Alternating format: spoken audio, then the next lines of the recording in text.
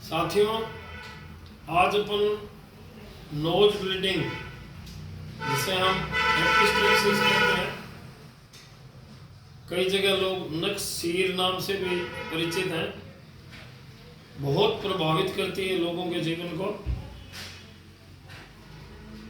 गर्मियों में इसको अधिक रूप में देखा गया है, सर्दियों में कम होती है।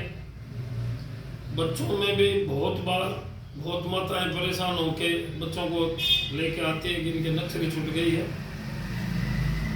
आप देखिए बच्चों के नाक से खून क्यों बहता है, अचानक सोते सोते उनके नाक से खून आ जाता है, स्कूल में जाते हैं तो नक्सरी छूट जाती है। इसमें कई बार तो पोषण की कमी, खासतौर से विटामिन सी की कमी है जिन बच्चों में, या जिनमें बार बार सर्दी जुकाम लगना, एलर्जी रहना, ये नाक को अंदर से बच्चे कई बार छेड़ते हैं, ये भी एक समस्या है। कई बार नाक के यदि सीधी चोट लग जाए,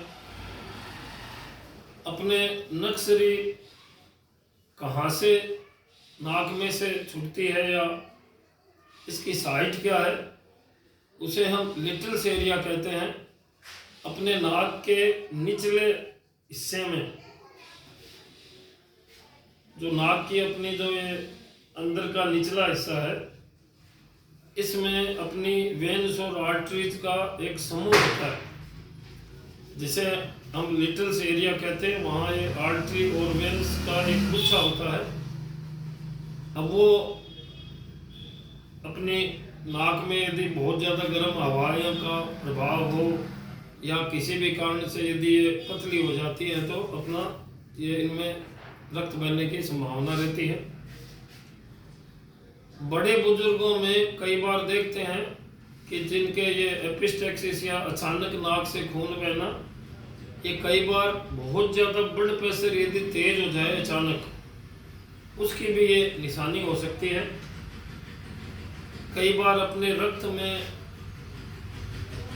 कई बार ये जो इवन ब्लड कैंसर तक है, लीवर की जो ये सिरोसिस लीवर है, लीवर डैमेज है, फैटी लीवर है, तो कई सारी बीमारियों में ये जो नाक से खून बहना है उनका एक ये लक्षण होता है। तो इसको आप हल्के में नहीं ले सकते। इसका घरेलू उपचार, जो घरेलू उपाय है, वो हर किसी माता पिता को भी आना चाहिए। यदि किसी के अचानक नाक से खून बहने लग जाए तो प्रथमतः उसको आप सीधा बिठाएं और अपने जो हाथ की जो 3 उंगलियां हैं, ये एक नाक से भी खून बह सकता है, दोनों नाकों से भी खून आ सकता है। तो एक साइड के नाक के हिस्से को 3 उंगलियों से, एक साइड के नाक के हिस्से को 1 उंगली से 5 मिनट के लिए आप प्रेस करके रखें।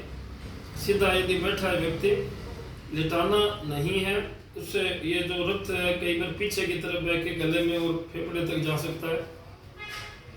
अपने ब्लीडिंग टाइम, क्लोटिंग टाइम के हिसाब से ये खून स्वतः ही बहना बंद हो जाता है। बाद में इस नाक को अनावश्यक छेड़े नहीं। कई बार बर्फ का यदि आप सेक करते हैं नाक में, उससे भी खून तुरंत बंद होने की आसार रहते हैं। और यदि 5-10 मिनट के बाद भी ये नाक से रक्त बहना बंद नहीं हो किसी के, तो उसको तुरंत अपनी चिकित्सकीय सहायता लेनी चाहिए। इसमें नाक कान गले के चिकित्सक भी हेल्पफुल होते हैं। कई बार नाक में हमें पैकिंग करनी पड़ती है, इसे नेजल पैकिंग कहते हैं। कई बार नाक में कोई मांस का टुकड़ा यदि बढ़ रहा हो, नेजल पॉलिप हो, कोई और ट्यूमर हो, ये जो नाक का खून कई बार और गहरा अंदर से आ रहा हो, जिसको पोस्टीरियर नेजल ब्लीडिंग बोलते हैं, तो जो ईएनटी विशेषज्ञ हैं ये अपनी जांच करके आगे फिर इसका उसी हिसाब से इलाज सजेस्ट करते हैं। तो जो नाक से रक्त बहना है, इसको हल्के में ना लें और घबराने की भी जरूरत नहीं है। धन्यवाद।